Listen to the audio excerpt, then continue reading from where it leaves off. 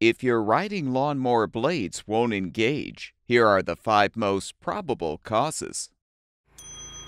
On models with an electric power takeoff clutch, once the clutch solenoid is energized, the clutch engages the drive belt to rotate the cutting blades.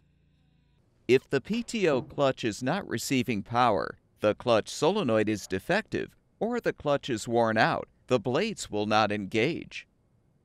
Since the PTO clutch is not repairable, you will need to replace a defective or worn-out clutch with a new one. If the power takeoff switch is faulty, it can stop voltage from reaching the clutch and prevent the blades from engaging. To help determine if the PTO switch is faulty, you can use a multimeter to test the switch for continuity, a continuous electrical path present in the part. If the switch tests negative for continuity, it is defective and will need to be replaced.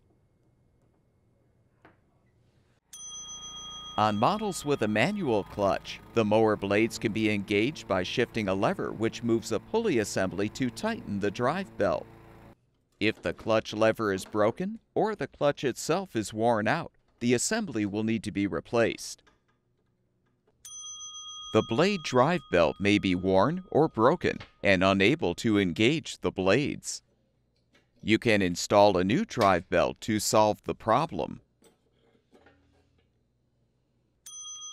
The cable that controls the manual clutch could be damaged or misaligned as well, or its tension spring could be broken.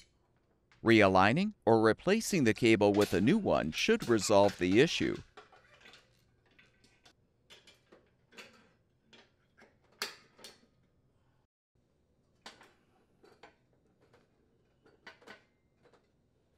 All of the parts shown in this video are available on our website. Be sure to enter the full model number of your mower or the mower's engine to find the specific replacement part that will fix your problem.